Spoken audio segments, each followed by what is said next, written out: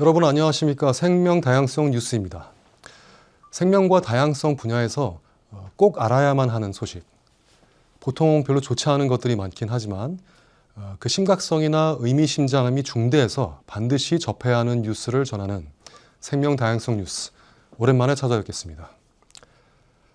오늘은 정말 기가 막힌 소식을 하나 전해드립니다. 한국을 출발해서 오스트리아까지 가는 화물기 안에 어떤 연유인지 집박쥐 한 마리가 들어가게 되어 결국 비엔나까지 도착했다고 합니다. 오스트리아 당국은 이 박쥐를 발견하고 바로 엄격한 격리시설로 옮겼고 인간과 국내의 자연과 접촉이 절대로 있지 않도록 조치하였습니다. 그리고 전문가에게 연락해서 종과 상태를 확인하고 한국에다가 돌려보내기 위해서 백방으로 연락을 취했습니다. 그 결과는 어땠을까요? 한국은 박쥐를 받아들이지 않았습니다. 받아들이지 않는 정도가 아니라 거의 아무도 응답을 하지 않았습니다. 결국 저희 생명다양성재단과 함께 지금 현재 연락을 취하고 있는 지경에 이르렀습니다. 직접 소통하고 있는 성민규 연구원 모셨습니다. 안녕하세요. 우선 이 동물은 어떤 동물인가요? 네, 이 동물은 집박쥐입니다. 애기 박쥐과에 속하는 한국의 자생 박쥐이고요. 이제 중국, 일본 이렇게 동아시아에 널리 분포하고 있는 박쥐라고 알려져 있습니다. 사실 이름이 집박쥐이잖아요. 그래서 우리 주변에서 사실 되게 흔하게 볼 수 있는 그런 박쥐 중에 하나입니다. 서울 도심에서도 가끔 뭐 아파트 방충망에 매달려 있거나 아니면 콘크리트 교각 사이에서 이제 거처로 삼아서 그래서 구조센터에 많이 구조 신고가 접수되기도 하는 등 우리 주변에서 흔히 볼 수 있는 자생 박쥐종이라고 할 수 있습니다. 자, 그럼 이 박쥐가 어떻게 오스트리아로 가게 된 것인가? 5월 7일이었습니다. 그 인천을 출발한 그 화물기 하나가 그 상공을 날아가고 있는 도중에 그 기내에 박쥐가 있다는 것이 승무원에 의해서 발견이 되었습니다. 그래서 상공에서 이 비행기는 이 공항 측에 연락을 해서 그 소방관들을 불렀습니다. 그래서 이 비행기가 착륙하자마자 바로 그 소방관들이 비행기 기내로 투입되어서 구조 작업을 실시했고, 그렇게 구조된 박쥐가 이제 오스트리아 당국에 의해서 현지의 박쥐 구조센터로 이관되어서 담당 수의사의 그 안전한 검역 그리고 격리 시스템 안에서 이제 잘 보호를 받으면서 지금 오스트리아에서 지내고 있는 중입니다. 그 박쥐 구조센터에서는 이 박쥐를 한국의 자생종이니까요. 당연히 한국의 야생으로 돌려보내는 것이 맞다고 생각해서 이제 연락을 취해 왔습니다. 그런데 박쥐 구조센터에서는 아무래도 한국 현지의 법 상황을 잘 모르니까 이 송환 절차를 저희 재단 쪽에 문의를 해왔고, 저희는 그래서 이 응답을 받아서 각 정부 당국의 책임 부서에 연락을 취했습니다. 하지만 결론을 말씀드리면 답은 돌아올 수 없다 였습니다. 네, 박쥐가 돌아올 수 없다. 왜 우리나라로 돌아올 수 없는 것인가요? 그 검역본부에도 연락을 취한 걸로 알고 있는데 어떤 상황인가요? 네, 검역본부에서 길게 이제 답변을 보내왔는데요. 짧게 요약을 하자면 이런 적이 한 번도 없었다는 겁니다.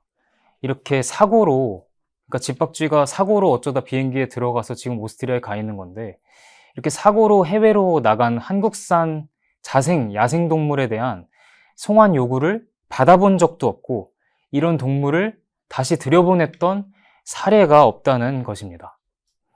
사실 해외로 많은 동물들이 나가는데요. 이런 동물들이 현지에서 수입 거부를 당해서 돌아오는 사례들이 있습니다. 그런데 이것은 그 국내에서 해외로, 그러니까 동물이 비행기 타고 해외로 나가기 전에 해당 동물에 대해서 발급받은 검역 서류가 반드시 존재해야 된다고 합니다. 이런 그 검역 반출 서류가 없으면 이 원칙적으로 검역본부에서는 이 동물이 국내에서 나간 동물이다라는 것을 인정조차 할 수 없다고 합니다. 그래서 오스트리아 소방당국에서는 이에 반박해서 그 현지 공항 지역을 관할하는 소방서장 명의로 된 공문서를 보내왔습니다. 이 박쥐는 한국발 비행기 기내에서 발견된 것이 분명하고 심지어 상공에서 발견되었고 오스트리아에 내리자마자 소방서에서 구조를 했다. 그래서 이 박쥐는 한국산 박쥐일 것이 거의 확실하다. 또 그 소방서의 입증과는 별개로 박쥐 구조센터와 협력하는 비엔나 대학교의 박사는 그 자체적으로 이 박쥐가 한국산 박쥐라는 것을 입증하기 위해서 유전자 검사도 진행하고 있다고 합니다. 그러나 오스트리아 측에 그것도 한 단위가 아니라 소방서부터 해서 여러 당국의 많은 노력과 관계없이 사실 검역본부에서는 이러한 경우에 대해서 검역 예외 사례는 없으며 반출 서류가 없다면 이게 국내에서 나간 동물이라는 게 입증되지 않는다라고 결론 짓고 있습니다. 그래서 검역본부의 말에 따르면 이 동물이 다시 한국으로 돌아오려면 가축이나 애완동물 등을 합법적으로 수입하는 절차, 즉 기존의 절차를 거쳐서 들여와야 한다고 합니다. 네, 그러니까 엄연히 해외로 나간 것이 분명한 박쥐가 한국에서는 나갔다는 사실조차 인정을 안 하는 거인 것 같습니다. 그쪽에서는 도착해서 그간의 과정에 대한 모든 기록이 있음에도 불구하고 우리가 내보냈다는 서류가 없었다는 이유 하나만으로 인정을 안 하고 있는데 그래도 수입이라는 방법은 남아있다고 볼 수 있는 것인가요? 네, 이번 경우는 사실 사고로 오스트리아로 간 경우지만 뭐 너구리 같이 뭐 예를 들어 너구리 새끼를 만약에 그 밀반출했다고 얘기해 봅시다. 밀수꾼이 그렇게 서류가 없이 비행기를 타고 가서 외국으로 유입되었을 때 이 한국으로 반환되어서 야생으로 돌아갈 기회가 사실 우리나라 현행 법이나 검역 체계에서는 이제 전혀 없는 것입니다. 무조건 수입으로만 이제 들여와야 되는 상황인 겁니다. 그런데 밀수된 동물이나 아니면 사고로 이렇게 박쥐가 비행기 안으로 사고로 들어갔듯이 이렇게 우연히 나간 동물이 서류를 챙겨서 비행기를 탈 수가 없지 않습니까? 그래서 수입밖에 이제 답이 없다는 건데 사실 그 수입이라는 방법도 이 경우에는 불가능하다고 볼 수 있습니다. 왜 불가능하다고 말씀드리냐면 이 수입 과정이 얼마나 복잡한지 모릅니다. 제가 읽어야겠습니다. 참 복잡해서. 먼저 한국 정부의 국외 사육시설 인가를 받아야 됩니다. 이 해외 사육시설 인가를 받으려면 이 경우에 우리 케이스의 경우에 오스트리아 박쥐구조센터에서 관리하고 있는 모든 동물의 데이터, 과거 동물들까지, 그리고 과거 동물 질병의 발생 상황 이력, 그리고 약물 처치 이력, 임상 검사 이력, 그리고 광견병 중화 항체가 검사 이력, 이런 이력들을 모두 유지하고 또 이것을 대한민국 정부의 데이터를 이관해야 됩니다. 그리고 정기적인 전염병 확인을 위한 점검 프로그램을 계획하고 운용하고 있어야 되고 과거 결핵병, 광견병, 패스트가 발생된 적이 없는 곳이어야 합니다. 근데 뭐 박쥐구조센터가 야생동물 의료센터니까 뭐 이런 조건들을 다 맞출 수 있다고 칩시다. 그러면 한국검역본부에서 담당 공무원이 오스트리아로 파견되어서 시설 답사를 하고 그리고 오스트리아 정부 당국에서 먼저 한국 정부에 요청을 해서 수출 서식을 새로 갖추어야 됩니다. 각 당국끼리 협의해서 이 서류의 서식을 만드는 거죠. 이 과정만 1년 이상 소요될 수 있다고 합니다. 이제 이런 시설 조건 말고도 또 동물 조건이 남아있는데 우선 이 동물이 비행기 타기 전 1년 동안 오스트리아 센터에서 체류되면서 사육되어야 하고 그리고 RFID 칩 같이 개체 식별 칩 있지 않습니까? 사실 이건 야생동물인데 이런 야생동물에게 사실 개체 식별 칩을 삽입해야 되고 여러 가지 검사와 예방접종을 요구하는 등 사실 이런 경우에는 좀 사실상 불가능한 그런 과정이 아닐까 싶습니다. 사실 집박쥐 수명이 4년에서 5년밖에 안 되는 것으로 알려져 있는데요. 그것을 고려하면 이 첫 번째 단계만 1년이 넘게 소요되는 이 과정이 사실상 불가능한 절차이죠. 물론 이렇게 검역 시스템이 빡빡한 것이 그 해외에서 유래되는 온갖 인수공통 감염병이나 가축 전염병 등 전염병을 차단하는 검역 체계가 사실 빡빡한 게 좋은 일이지만, 문제는 이런 검역 체계가 우리나라 동물이 사고나 밀반출되어서 바깥으로 나왔을 때 어떤 그 한국 출신의 야생동물도 다시는 살아서는 한국 땅을 다시 밟을 수 없게, 다시는 한국의 야생으로 돌아갈 수 없게 만든다는 것입니다. 네, 그 동물은 자기 의사로 간 것도 아닌데 너무나 억울할 것 같습니다. 그리고 그 정도면 거의 하지 말라는 말로 들리는데요. 그럼 검역본부는 그렇다 치고 환경부는 어떨까요? 그래도 우리나라의 자연을 책임지는 상위 정부 부처인데 뭔가 대책이 있을 것 같습니다. 어떤가요? 결론부터 말씀드리자면요. 환경부에서는 이 검역본부에서 열어놓은 수입의 가능성마저 어렵다고 합니다. 그 이유가 더욱 놀라운데요. 그 이유는 바로 이 박쥐가 한국 자생종이기 때문입니다. 에? 그러니까 우리나라 자생종이기 때문에 못 들어온다고요? 이게 대체 무슨 얘기입니까?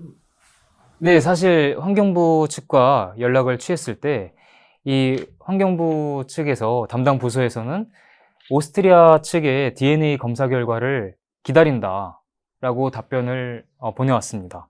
그래서 환경부에서 이 DNA 검사 결과를 기다린다고 했을 때 저는 되게 이걸 희망적으로 받아들였습니다.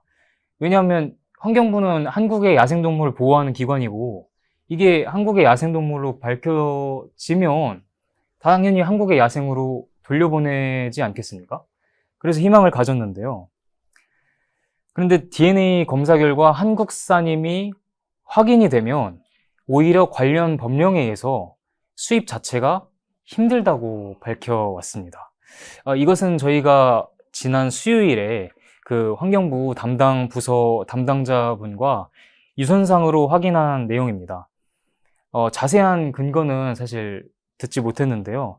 아마 야생생물 보호 및 관리에 관한 법률 제21조에 그 멸종위기종 야생동물을 제외한 다른 야생동물도 보호하기 위한 이제 법안인데요. 그 야생동물의 수출, 수입, 양도, 양수, 보관 이런 것들을 제한하는 그런 규정 때문인 것 같습니다. 이게 사실 우리 야생동물을 보호하기 위한 법안인데, 이 경우에는 우리 야생동물을 보호하지 못하도록, 야생으로 돌려보내지 못하도록 이제 역작용을 하고 있는 것이죠. 네, 근데 그것조차 아마 인식이 잘 안 되고 있는 것 같아서 제가 안타깝고요. 그러면 정리하자면 검역본부는 아예 박쥐가 나간 적이 없다고 하고, 환경부는 우리나라 동물이기 때문에 들어올 수 없다고 하고, 도무지 어떻게 이해해야 될지 모르겠습니다. 집으로 돌아오지 못하는 집박쥐, 그 미래가 어떨 거라고 보십니까? 사실 이 집박쥐의 미래, 그러니까 야생, 한국에 자기가 원래 살던 고향의 야생으로 돌아오는 길은 너무나 요원해 보입니다. 사실 제가 연락을 주고받은 이제 담당 정부 당국의 공무원분들은 법대로 그리고 규정대로 응답을 하신 거죠. 그런데 이 법칙에 구멍이 있어서 우리나라에서 사고로 항공기나 선박에 유입되었거나 아니면 밀수되거나 밀반출된 야생동물이라는 어떤 예외적인 케이스가 있을 경우에 그 야생동물이 우리나라에서 온 것이라는 과학적 DNA 검사, 그리고 합리적 확증, 그 한국발 항공편에서, 그것도 상공에서 발견된 것, 그것이 뒷받침된다고 해도 이 사례가 없으니까 안 된다라고 하는 이런 소극적인 행정이 참 아쉽게 느껴지는 부분입니다. 그래서 이 집박쥐가 사실 돌아올 길은 불행히도 너무나 요원해 보입니다. 하지만 혹시 모르죠. 많은 사람들이 또 관심을 가지고 이 집박쥐가 다시 집으로 돌아올 수 있게 서명운동을 나선다거나 언론에서 많은 관심을 가지고 이런 소식들이 퍼져나가면 정부 당국에서도 예외를 인정하고, 또 그동안 체계에 구멍이 있었음을 인정하고 또 새로운 길을 모색할 수 있을지도 모르겠습니다. 그래서 이 오스트리아에 간 집박쥐를 시작으로 집 나간 우리 땅의 야생동물들이 다시 고향의 야생으로 돌아갈 수 있는 경로가 마련될 수 있을지도 모르겠습니다. 네, 잘 알겠습니다. 한국에서 떠난 한국 동물이 분명한 생명을 오히려 외국에서는 이토록 고국 땅에 되돌려 보내려고 노력을 하고 있는데 정작 고국에서는 그 사실조차, 아니 이런 일이 일어날 가능성조차 인정하지 않는, 그러면서 DNA 분석으로서 우리나라 동물임이 밝혀지면 오히려 못 들어온다고 하는 그런 나라. 우리는 그런 나라에서 살고 있습니다. 집박쥐가 집에 돌아올 때까지 우리 모두 관심을 가지고 힘을 합칠 때입니다. 생명다양성 뉴스였습니다. 감사합니다.